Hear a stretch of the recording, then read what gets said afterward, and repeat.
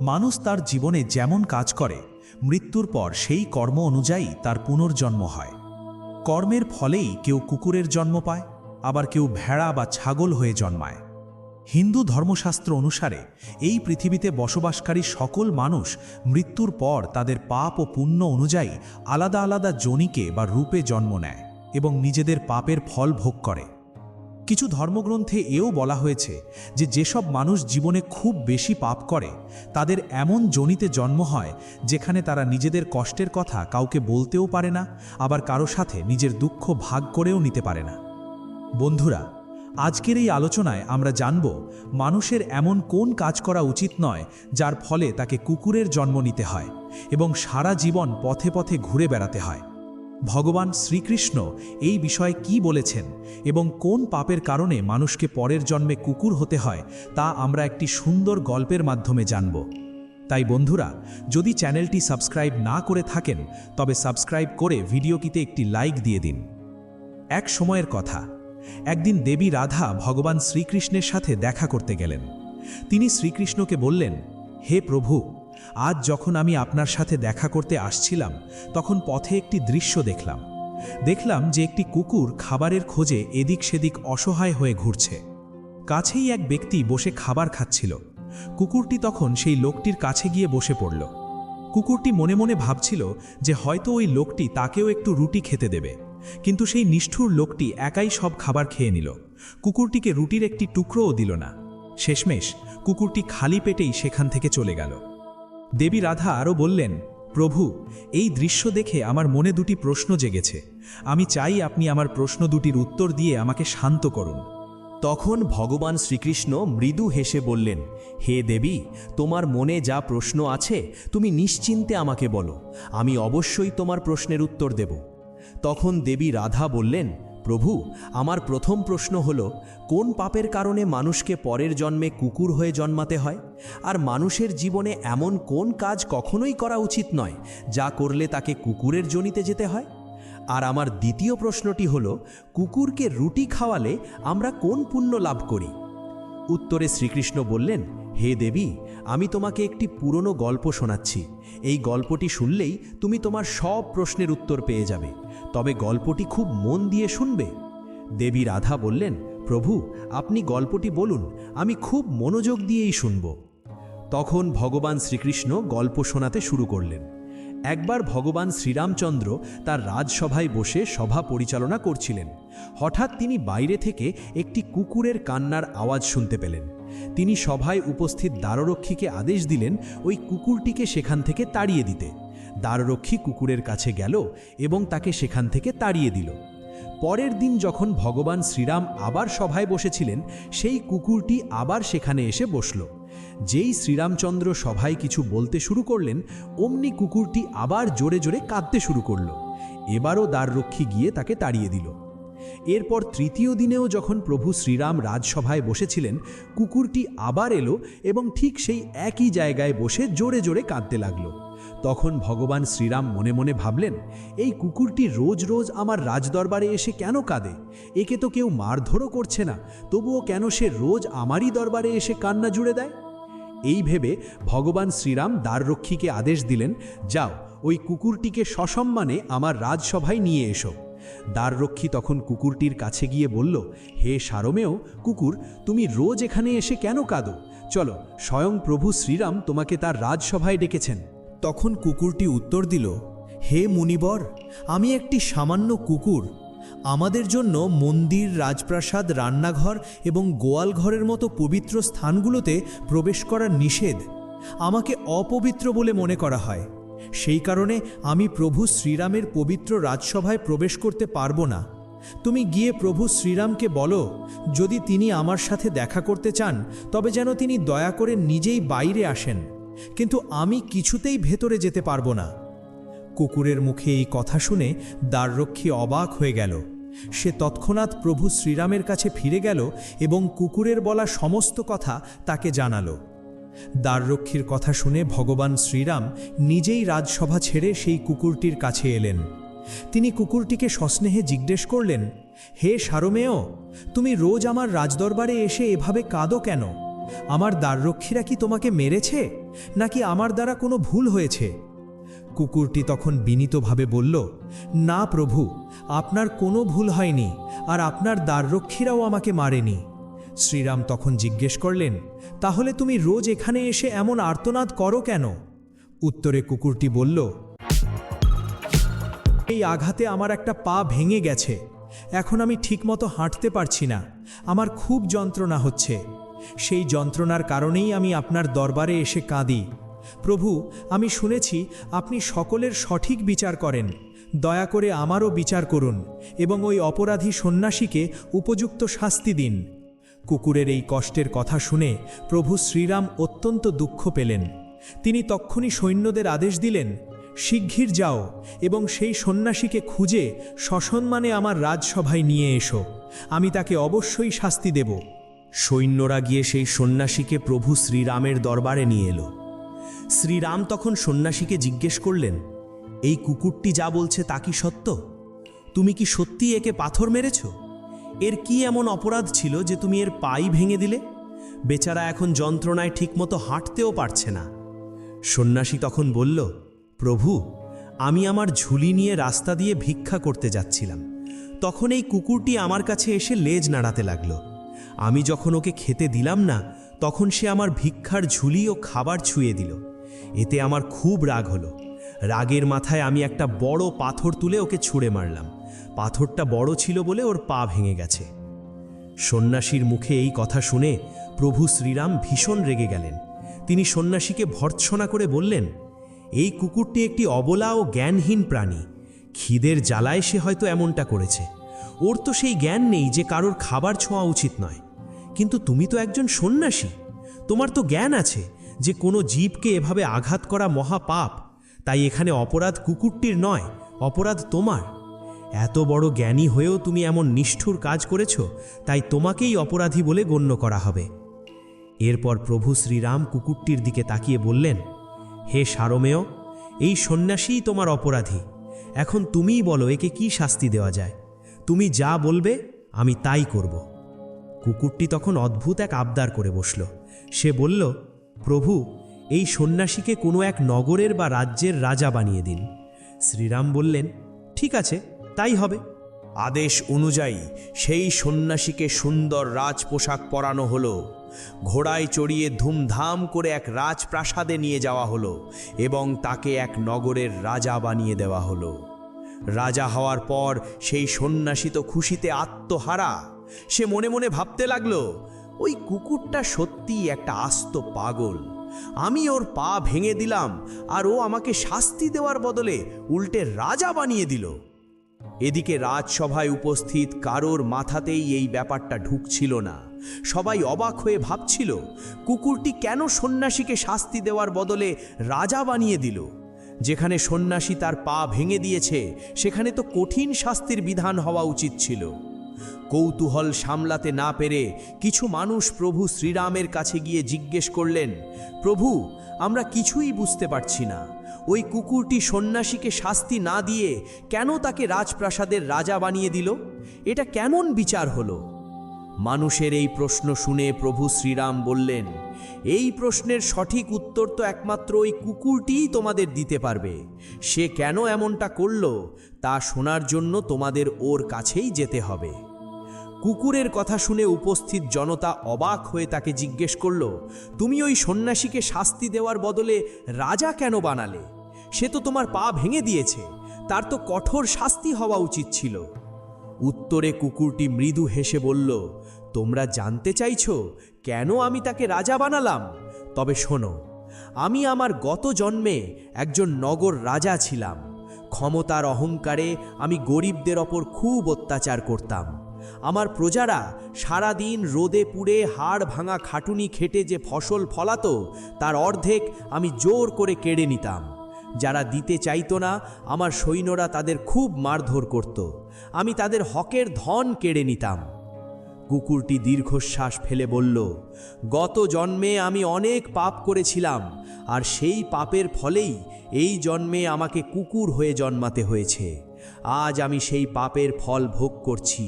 এক টুকরো রুটির জন্য দাঁড়ে দাঁড়ে লাথি ঝাঁটা খাচ্ছি। আমি ওই সন্ন্যাসীকে রাজা এই কারণেই বানিয়েছি যাতে সেও রাজ সুখ ভোগ করে অহংকারী হয়ে ওঠে এবং আরও পাপ কাজ করে, ফলে পরের জন্মে তাকেও যেন আমার মতো কুকুর হয়ে জন্মাতে হয়। তখনই সে বুঝতে পারবে কুকুরের জীবন কতটা যন্ত্রণার, পেটের খিদের জ্বালায় কি কি সহ্য করতে হয় এবং মানুষের মার খাওয়া কতটা কষ্টের। কুকুরের এই কথা শুনে উপস্থিত সকলের চোখ খুলে গেল। তারা বুঝতে পারল কেন সে সন্ন্যাসীকে রাজা বানিয়েছিল। এটা কোনো পুরস্কার ছিল না, বরং এটি ছিল এক চরম অভিশাপ। গল্পটি শেষ করে ভগবান শ্রীকৃষ্ণ দেবী রাধার দিকে তাকিয়ে বললেন, হে দেবী, আশা করি তুমি তোমার প্রশ্নের উত্তর পেয়েছো। তোমার প্রথম প্রশ্ন ছিল কোন কাজের জন্য মানুষকে কুকুরের জন্ম নিতে হয়। এর উত্তর হলো, যে মানুষ ওই রাজার মতো ক্ষমতার অপব্যবহার করে এবং গরিব, দুঃখী ও দুর্বলদের উপর অত্যাচার করে, পাপ কাজ করে, তাদেরই পরের জন্মে কুকুরের জনিতে জন্ম নিতে হয়। তোমার দ্বিতীয় প্রশ্ন ছিল কুকুরকে খাওয়ালে কি পুণ্য হয়। জেনে রেখো, যে মানুষ ক্ষুধার্ত কুকুরকে খাবার দেয় বা সেবা করে, তার জীবনের অনেক পাপ ধুয়ে যায়, বিশেষ করে অজান্তে করা পাপগুলো নষ্ট হয়ে যায়। তাই প্রত্যেক মানুষের উচিত কুকুর, ভিক্ষুক বা অসহায় প্রাণীকে সাধ্যমতো খাবার দেওয়া। তখন দেবী রাধা আবার জিজ্ঞেস করলেন, প্রভু, পৃথিবীতে এমন অনেক মানুষ আছে যারা বাড়ির দরজায় আসা কুকুর বা গরুকে লাঠি দিয়ে মারে এবং তাড়িয়ে দেয়, কিন্তু তারাই আবার মন্দিরে গিয়ে খুব পূজা অর্চনা করে, মালা জপে। ঈশ্বর কি এমন মানুষদের পূজা গ্রহণ করেন?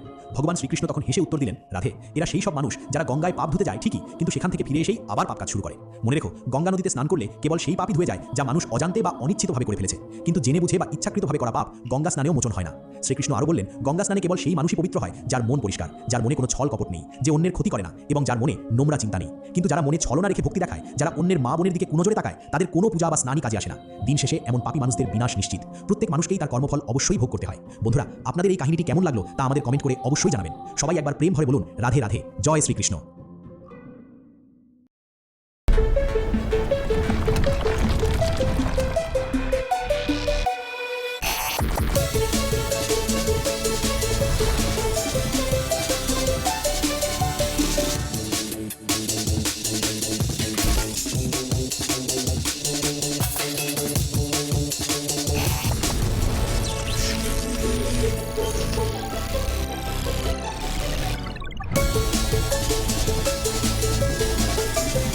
Introducing Motorola Signature. Don't blend in, stand out.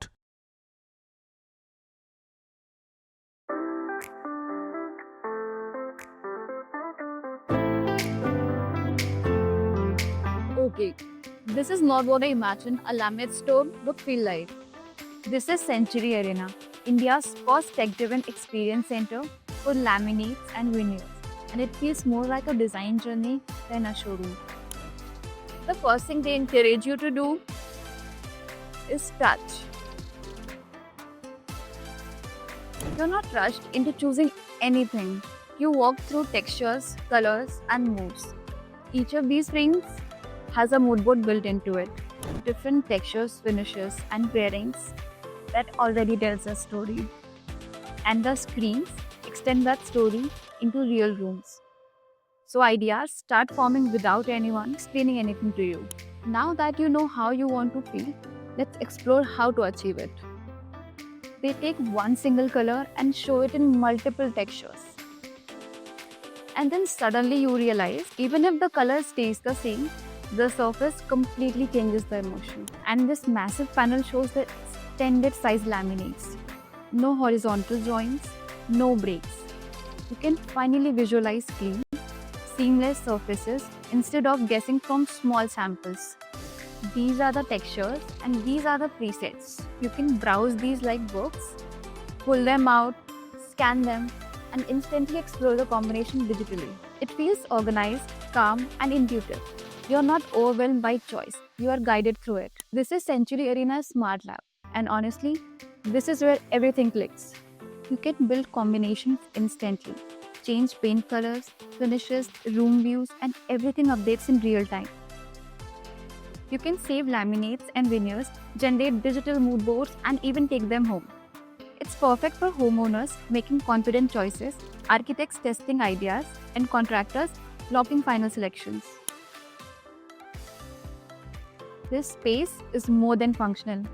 It's designed how designers and creators actually work today. Architects document their design journey here, influencers review new launches, even clients record their selection process. It feels like a natural extension to your creative voice. This table is the heart of the store, where digital meets physical, where conversation happens and where idea finally feels to you. And even if you're sitting at home, you can consult with the in-house expert here through video calls. They guide you, show materials, share mood boards, so distance never becomes a barrier. This place removes the stress from selecting laminates and veneers.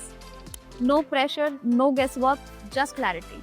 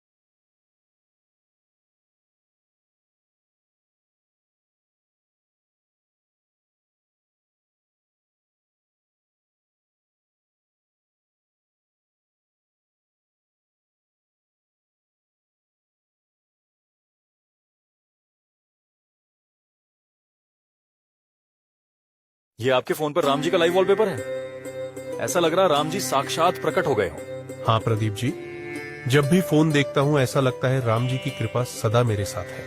आपने ये wallpaper कहाँ से लगाया? यह सनातन app से लिया है। इसमें हजारों हिंदू देवी देवताओं के भव्य लाइव वॉलपेपर उपलब्ध है। हनुमान जी, शिव जी, गणेश जी, श्री राम, कृष्ण जी, जो भी आप चाहें, बस प्ले स्टोर से सनातन ऐप डाउनलोड कीजिए और अपनी पसंद का वॉलपेपर सेट कर लीजिए। यह बिल्कुल सरल और सहज प्रक्रिया है। जय सनातन।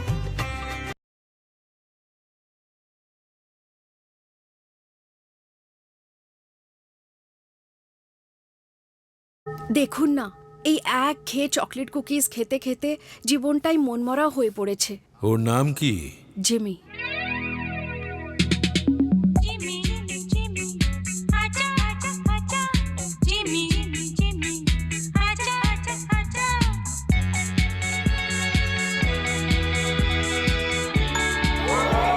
টেম্পটেশনের চেয়ে বড় কোনো ম্যাজিক নেই। Pure magic choco stars, the new temptation. যতই পরিস্থিতি খারাপ হোক না কেন, এই 3টি জায়গায় স্ত্রীকে কখনো একা ছাড়বেন না, না হলে ঘটতে পারে অনেক বড় বিপদ। অনেক আগেকার কথা, এক ব্যবসায়ী এবং